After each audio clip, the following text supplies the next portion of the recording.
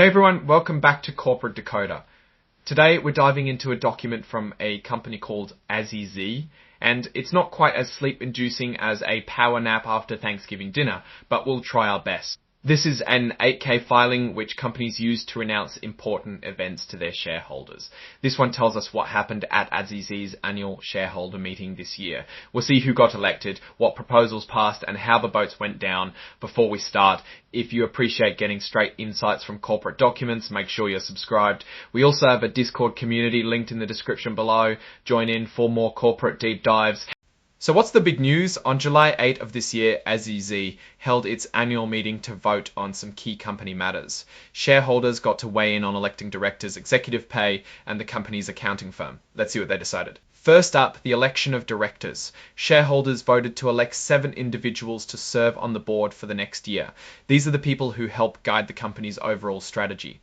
Now let's look at the votes. Alright, so here's how the voting broke down for each director. Daniel Bessie got over 2.6 million votes in favour, about 325,000 against, and roughly 7,000 abstaining. The rest are broker non-votes, which basically means those shares weren't voted on that specific issue. The same applies below. Next up, Daniel Feehan. He got 25.5 million votes for him with 1.3 million against. Those are pretty solid votes for them both. Thomas Ferguson pulled in over 26.8 million for votes, facing only about 100,000 against votes. Clive Granham received approximately 26.9 million votes in favour, with only about 33,000 votes against him.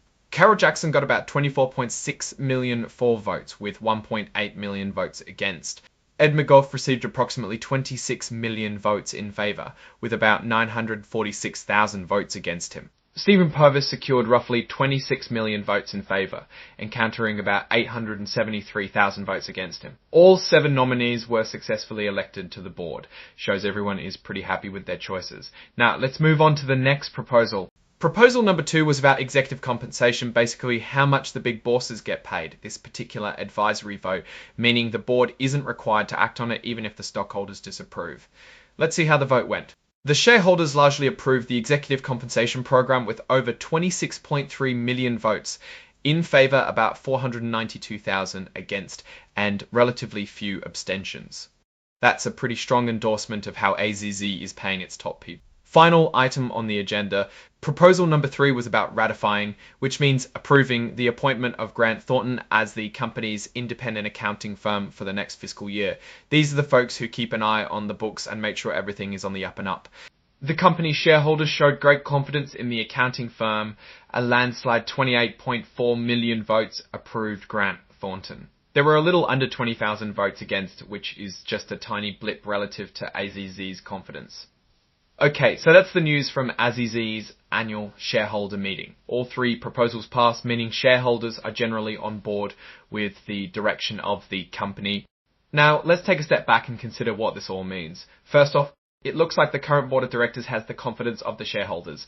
Getting re-elected with those kinds of numbers isn't easy. That can indicate solid leadership.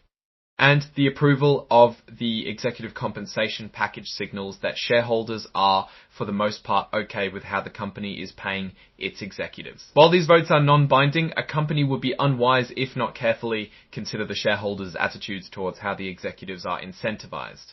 Finally, approving the accounting firm shows that shareholders trust the financial oversight of AZZ. This is key, because without trust in the numbers, investors get skittish quick.